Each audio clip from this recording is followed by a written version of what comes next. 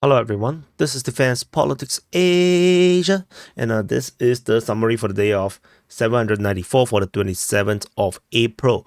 We're gonna start off with the Kherson Front, wrong color, Kherson Front, then Zaporizhzhia Front, Donetsk, Avdiivka, New York, Bakhmut, Siversk, Kreminna, Svatove, and Kupyansk, as usual. In case you guys never watched to the end and never knew that I cover so much stuff. So we're going to go to the Kherson Front. There is actually no updates at the Kherson Front. There is no reported fighting at Krinky. First time in a long time. We move on into the Zaporizhzhia Front. Over at the Zaporizhzhia Front, we still have fighting being reported at Robotine. According to the Ukrainian Defense Ministry, no one else cares about Robotine, only the Ukrainian Defense Ministry. However, there is a geolocation of a helicopter attack on Ukrainian forces right at this forest region. So this confirms Ukrainian presence in this area still. So it continues to not invalidate the possible Russian claims that the Russians are around this area here, but we will continue to monitor and see how this progress. We move on. There's nothing else over at the Zaporizhzhia Front. We move into the Donetsk Front. At the Donetsk Front, we have a continuation of the Russian offensive in this area here, the Donetsk Front. We're fighting reported at Staromayoske, towards Vodian, towards Parasgovievka, on the western part of Bobeda, at Georgievka and Krasnohorivka. Ukrainian forces counterattack over at Krasnohorivka, and this is the strategic situation over at this front line. And so there is over this Staromayoske region, there is a geolocation of Russian airstrike on the northern part of Uruzhaine, while the Russians are pushing in Staromayoske. There is no reports of Ukrainian or from the Ukrainian side or Russian side about any Russian attack over at Uruzhaine. So that's all for this side of the Velikonovosilka sector. We move on. We still continue to have reports from the Ukrainian side about fighting at Vodian. We still do not know exactly where. I'm still assuming it's coming from the east. And the Battle of Novomikhailivka seems to be really over. This time around, the fighting is only being reported at Parasgovievka, according to the Ukrainian Defense Ministry. So the attack is coming from the north, rather than from the south. So we'll wait and see. Because the Russian Defense Ministry did not do a daily report, they did a 1-week summary. So we do not know much information from the Russian side, only a little bit from their those individual reports. So there might be a bit of missing information from the Russian side. Then over at this Marinka sector, Russian forces attacking west of Boyeda, as well as continue fighting at Georgievka. So this is a continuation. We do not know how successful so far. Russians did not have much success over at Bobeda because the Ukrainian forces managed to hold them back. They are unable to push out. Over at the Battle of Krasnohorivka, we have an airstrike being geolocated, artillery strike being geolocated in this area here where the Russians are pushing. Fighting is still reported at this area. Ukrainian forces allegedly has been counterattacking, but so far doesn't seem to have any success against the Russian side. There is a geolocation of Russian airstrike over on the western part of Krasnohorivka, and that's about it for this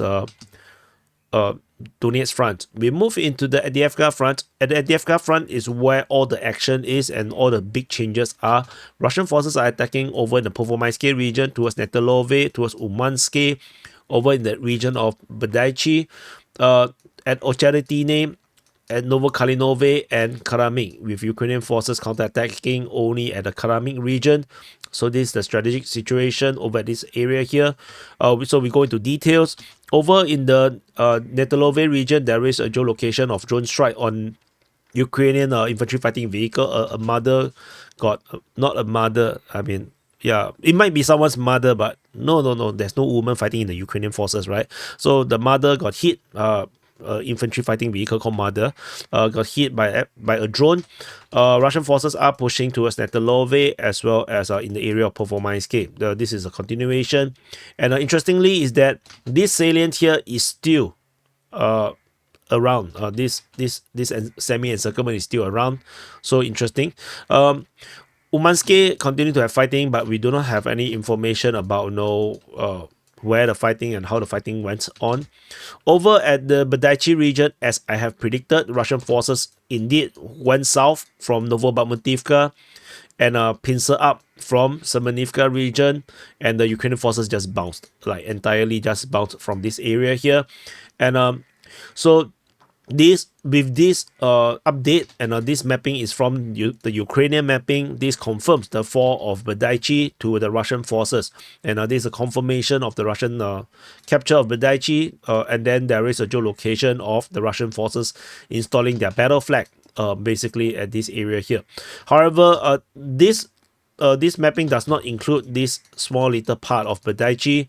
This is totally unloved. This little peanut here, is very sad. Is crying. But this peanut probably doesn't matter because this entire area is now gray zone. And unlikely that the Ukrainian forces will stay there. So I believe that the Russian forces will just take over easily without a fight. And the Russians is going to start to progress westward towards Novoparovsk. This is probably also where the Ukrainian forces may hold their position. And we move up north. Over at Ocheretine, there is Russian advance capture of this entire western part of Ocheretine. The Russians seemingly have taken a lot of this area here. Actually, I forgot to map this in. The Deep State UA actually made the changes around here. Give me a sec. Okay, back. So I added the Deep State UA's mapping. I forgot to map this in. So basically, according to Ukrainian sources, the Russian forces expanded their control over Ocheretine and captured these areas here. This a lot of capture, and basically the Ocheretine still officially has not fallen. There is still some certain part of Ocheretine that is still under Ukrainian control, at least based on the Ukrainian mapping. So, but I believe this is going to happen tomorrow, or over the next 24 hours, because this is just too little grounds. I think the Russians could capture it very, very quickly. So this is the current situation over at Ocheretine. But according to the Russian mapping, this entire area here, has been already captured by the Russian side. So yeah, but still the Russian mappings also did not acknowledge Ocheretine has been captured. So any claims that Ocheretine is captured over the past 24 hours is it's just fake news, or just overexcited. Overexcitement about the claim. And as I mentioned before, the Russian forces went all the way to Okhanelsk. I said this is very unsustainable. Ukrainian forces could easily cut off these troops. Indeed had happened. The Russian forces probably withdrew from this area here. And based on the Russian mapping that mapped this, Ryba, they have the Ukrainian forces have retaken all these grounds, and the front line now front line is now here. So Okhanelsk is now under attack, but the Ukrainian forces at least managed to hold the line further away from the city itself. So we move on. Over at the Karamik-Novo-Kalinove region, there is a geolocation of this Russian forces getting hit by artillery or something over the northern part of this area here. Unclear this is actually part of Karamik or part of Novokalinove. So, but anyway, the Russian forces have progressed around there. This is firm information. Now let's talk about the not firm information.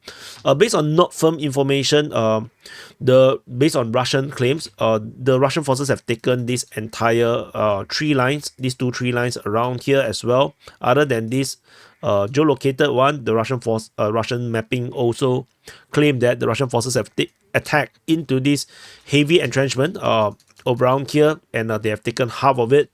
And the Russian forces have taken basically the entirety of Novokalinove based on their mapping.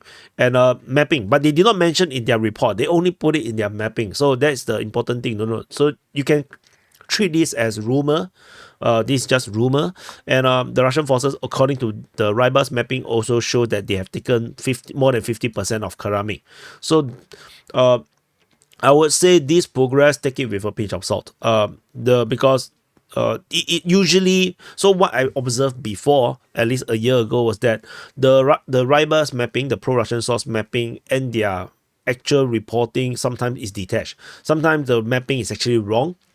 So I usually depend on the reporting, but the reporting did not mention about this massive change in terms of the mapping in like the fall of Novokalinovo, which is very unusual. So take this with a pinch of salt, massive pinch of salt. Take the whole fucking bucket. It's okay. You will just get kidney problems, but it's perfectly fine. At least you didn't get duped by fake news. So this is the current situation. But like I said, no rumors. Okay. So that's all for this area here. And the Ukrainian forces is likely to have to fall back to a new line of defense. You can see that there's a lot of entrenchment around here already.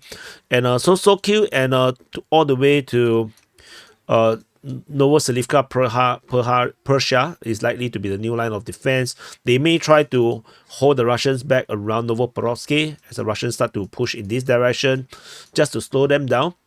And but the new line of defense is likely to be here.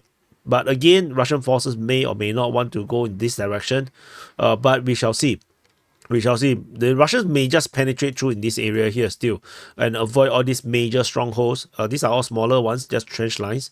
They can still just penetrate through. So we will definitely wait and see how this progress. Definitely, this is not over yet. So that's all from the Avdiivka Front. We move into the New York Front. There's no reports at the New York Front. We move into the Bakhmut Front. Over the Bakhmut Front, Russian forces continue to be attacking in the area of Klishevka. We have no news where the fighting is. There is fighting reported at Ivaniske as well as at Novi. So that's the current situation at Bakhmut Front. That's all from the Bakhmut Front. We move into the Siversk Front. At the Siversk Front, Russian forces continue to attack at Sperne and towards Vimka. There is no reports about fighting at Bilohorivka, so we will definitely continue to monitor. Because there's a lesser reports, of lesser arrows because, as I mentioned earlier, Russian Defense Ministry did not put a daily report, so there's nothing to map from the Russian side. Over at the Kreminna Front. So at the Kreminna Front, there is fighting reported through the Serebranske forestry that's attacking towards Terny as well as Nevsky. So this is the current situation.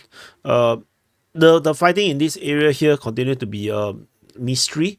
So this especially the previous day we have this fighting south of Zaporizhzhia just came out of nowhere. So we will continue to monitor how this progress.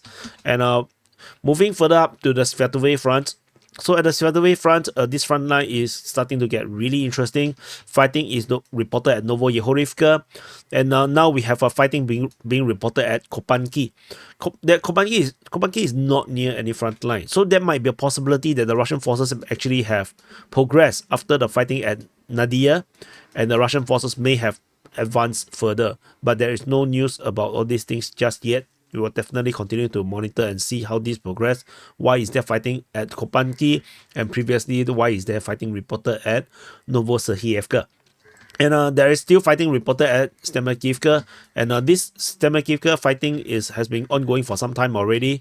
It has been from the 25th to the 27th. Previously there was 14th, 17th, and 20th. So the fighting in this area is starting to get a bit more common. We will definitely see, but there's no frontline change, which is very weird. So we will wait and see how this develops. We move into the Kupyansk Front. At the Kupyansk Front, the fighting reported at Terny continues, but the situation here, there's no news. After the Russian forces penetrate into basically the eastern half of Kharkiv, there's no other news. The fighting is being reported. There is geolocation of an airstrike being shown in the footage, but that might be dated. According to the Russian sources, they say that the Ukrainian forces may have withdrawn to Kotlyarivka. So yeah, but we shall see. So this is very, very little information to work with. That's all from the Kupyansk Front. Over at this border region at the Kharkiv Front, there is just one geolocation of artillery hitting Ukrainian forces over at this area of Kharkiv. So over at this position, there's some strike, and that's about it. So this is all. So this is the situation report for the day of 794 for the 27th of April. Press the like button, subscribe, smash it with your TOS 1A, burn it all, and I'll see you guys in the next update.